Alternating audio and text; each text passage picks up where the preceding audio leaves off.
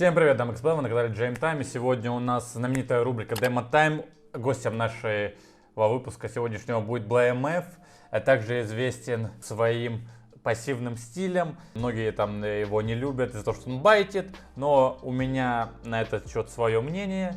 Мне импонируют такие игроки, я обожаю смотреть за игрой таких игроков. Перебирая многих игроков с топ-20 HLTV, за некоторыми не приятно смотреть, потому что отсутствует систематика, отсутствует профессиональный подход. Карта Ancient. Думаю, со временем посмотрим все карты за BlameF, потому что, помотав его 5 раундов на повке, я понял, что да, это тот чел, на которого стоит обратить внимание. Он хорош в своем деле. Даже тут, да, он ставит прицел уже не на рандоме. Смотри. То есть он тут выживает. Видите, он ставит прицел вот на эту пальму. Потому что игрок залазит здесь, сразу здесь и ему на прицел. Также хочется отметить, что астралисы пикают эту карту, у них около 40 эншентов. Сколько я помню, астралис, эти перестройки, минус девайс, плюс стак. Ну там время, когда BlameF пришел в астралис, их ключевой картой был эншент, и они очень много его играют. И он прям, я уверен, нам расскажет что-то интересное. Как минимум ставить там прицел в нужном месте, это уже что-то невероятное. То, чего не делают многие люди. Тут его фраг, но ничего страшного. В команде есть Бас, он подтер. Ну тут у нас тяжелая ситуация. Они шли контакт, он был в миде люркером, да. Кто еще может люрковать в этой команде в целом, да?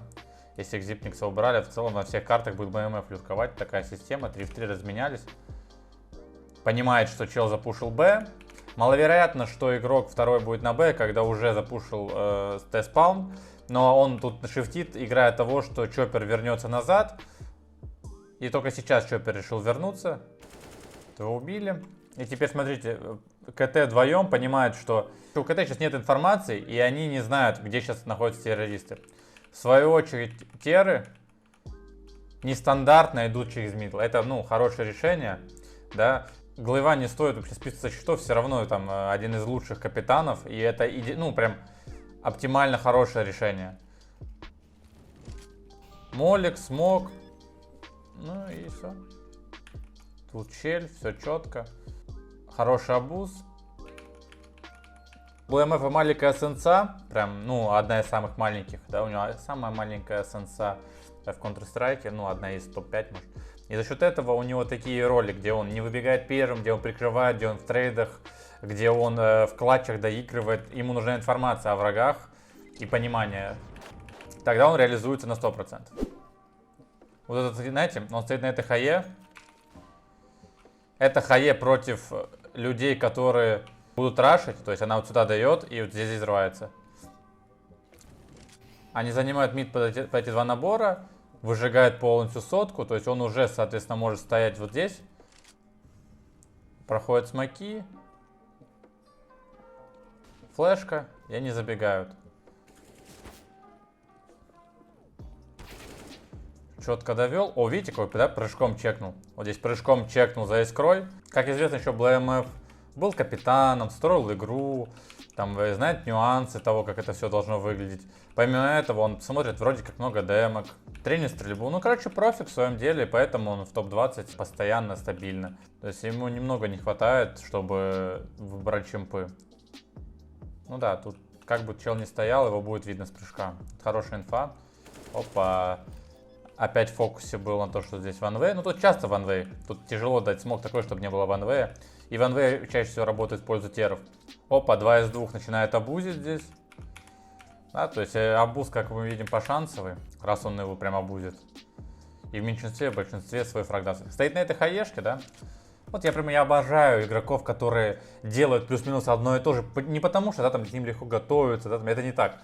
Потому что четкость в их игре помогает. То есть ты можешь сразу понять, что этот человек думает над своей игрой и делает грамотные выводы. То есть он делает самое лучшее на своих спотах. И можно думать, анализировать. А есть люди, которые на рандоме играют, продает база, он красный, найди игрока, я тебя разменяю. Почему так нормально делать? Потому что если BlameF пойдет, его в бок убьют, баз будет красный, 3 в 2, базу вторым убьют, надо продавать. Смог, ну, стандартный, на сплит. Если что, он прям очень легкий. Вставите сюда и в черную в этот угол и в черную сюда целится. Продает база. База идет, распикивает все. Full фокус, видите, на спине. То есть, да, вот только недавно он был в миде, залез на 9 и... Потому что ему ничего не остается, как смотреть себе спину, контролить. Вдруг там какой-то мега нереальный тайминг произошел, а он контролит. Там мог быть человек. Вышел там из кейва кого-нибудь. Такой клатч. 1 в 2. Может быть со спины, может быть светлая. Ну, тут без шансов. Спасал только нырок в смог. Либо как-то застрефить плечиком, либо на широком. Почему вот эти два смока, которые все бросают, это как мираж, ребята. Это смог в окно, это смог типа закон. И все должны, кто вы смотрите меня, умоляю, выучите эти гранаты. Потому что без них тяжело играть Эншен. Все эти инста-смоки, их миллиард в интернете. Ну так контролят в целом. Прицел на верхнего. Тут же вот так игрок выходит. Ну, либо вот так. А если так выйдет, то потом спустится. Вот на верхнего, да, смотрите, смотрит. Смог 100. Тоже базовый. Full фокус от Тёмка контроля. Такой второй фэнгл сидит. За секунду заход Б долгий. И выживает. Смотрите, видите, как сирень. Выжил, дал инфу. И красным понимает, что от бомбы взорвется, ему надо сейвить это на Т-спавне, и пацанам своим дал путь отступления. Не пошел, не умер, очень важно. То есть это плюс-минус идеальная игра люркера. Ты закрываешь спину, убиваешь аркаду, если там и факт переворота, либо даешь людям засейвить. Идеальный люркер. Молик, ХЕ, база, чуть ждет, какой-то опять кол среди тайма. Глейв первый, он его трейдит, 60 хп. Шанса не было, что кол захлебнулся в моменте, когда Глейв умер в миде, там мастемка. В миде, конечно, он мог перевернуть, но решил сыграть с командой, понадеялся, что Тёмка выйдет. Ничего такого нет. Девайс выходит первый. Смока нет, дропает, потому что потушили. Флэш. Буст нашил, да, то есть тут можно бустаться за смоком. Вот здесь. И прошел вторым сотку. Пати не был девайса.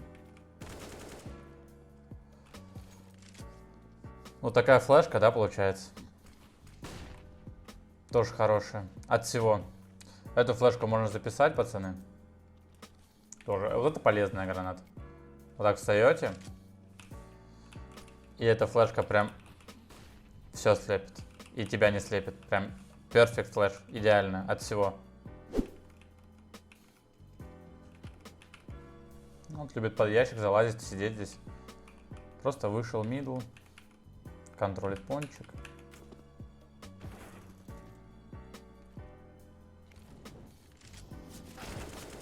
Живет, живет.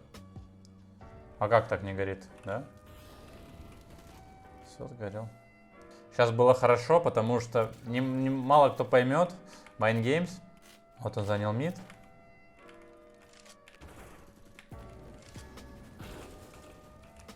Молик прям шайтанский. Смотрите. Как только он понял, что там 2 в кейве и 1 банан, то есть 3Б, маловероятно, что игрок будет сотки. Обычно будут стоять 2. Плюс там размены. Короче, тут было понятно, что в миде дырка, и туда можно занять. И он сразу рандомит с нее, не встает, там не трейдится, а просто рандомит в нее, потому что оттуда потом можно доиграть. То есть грамотно понимает, где сейчас враги могут быть, и за счет того, что понимает, как карта работает, грамотные дырки заходят. Из-за этого четко люркуют. Угол, да, я фэнгл еще один. Прицел ставит четко. Так, на пистолетный раунд я промотал, там ничего такого. Бай раунд. Так, Араш. Уже получается Xibnix минус, и за них играет новый молодой игрок. Тут сыграл первым, получил пулю. Вывод такой, больше не буду бегать первым. Так, у Чулов один засейвленный. Мид он занял. Играет более агрессивно. Теперь отличие, это уже какой-то онлайн-чемп, а до этого была РМР игра. И тут можно, ну, чуть так, знаете, понять, что МБ он Не прям здесь играет в full фокусе. Не прям в лучший свой КС. Можете это позволять себе лишнее, но посмотрим. Нафейковал мидл. Тот же самый кол, только пошел на Б. На Б атака захлебнулась. Выбивает. Вот этот флангл, да, тоже неприятный. Когда контролишь, вот так ты выходишь, чекаешь здесь, а он тут сидит. Ты же на него так не выходишь, ты вот так выходишь на шифте. Вот это хороший угол. На ступеньку смотреть, нижнюю. Всем советую, Пете покажу. Ну, BlameFG, ничего. Трейд, инста. Вовремя пришел на стяжку. И вот такой клатч. Примечательно, знаете что? Мы смотрели с вами уже повку Ника, Акселя. Они занимаются тем, чтобы отбить зоны. А BlameF, его задача не дать зааркадить и доиграть клатч. И важно в таких демках смотреть на клатчи, на споты, как он контролит аркаду и так далее. Мы с вами не видим большого экшена, но мы с вами должны наблюдать за тем, как он разыгрывает и думать. Например, 2 в 2 понимает, что может быть со спины игрок. Все, сейчас спина, либо там двое. Абуз. В момент абуза стрейфанул, чтобы на месте не стоять. Так понимает, что у КТ преимущество. Бас взял ему светлую, он контроль темную. Ну тут Бас умер, но у него сейчас преимущество на самом деле. Ему надо просто первого срубить.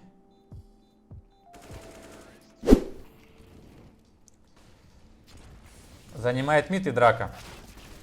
Ну ему засаппортили полностью всеми гранатами, но в этот раз он побежал по ближней и умер.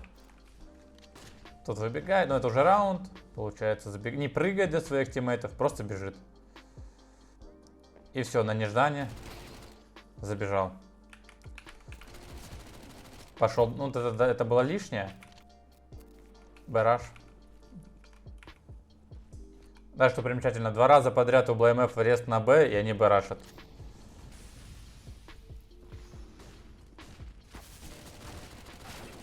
И он находит опять эти фраги. Единственные разы, где он умер пока что за эти 2 карты, это в миде, когда выбивал. Все остальное четко все сделал. Вот опять он это делает. Ну да, АМ как встал, конечно. Как будто зашел на энш в первый раз. Вот как со стороны выглядит. Кидается один молик. Он специально его так тушит и выбегает по ближней.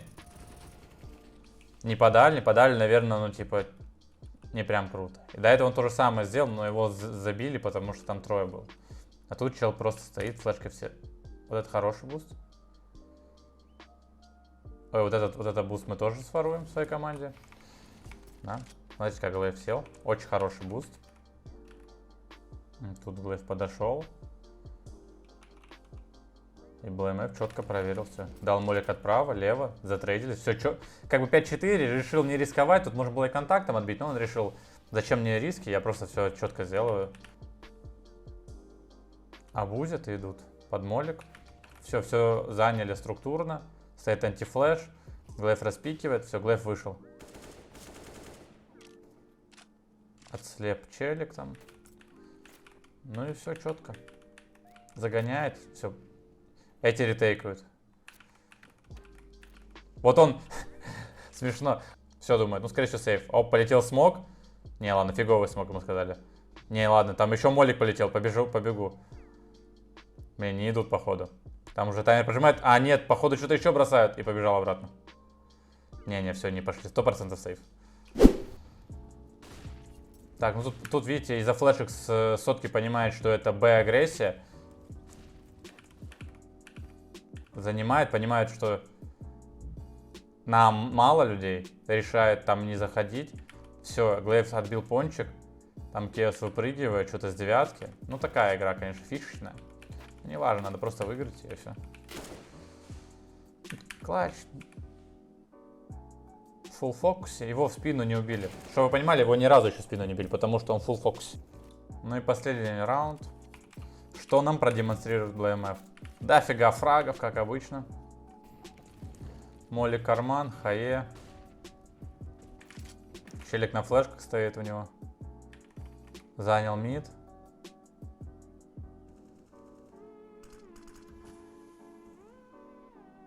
Прополз.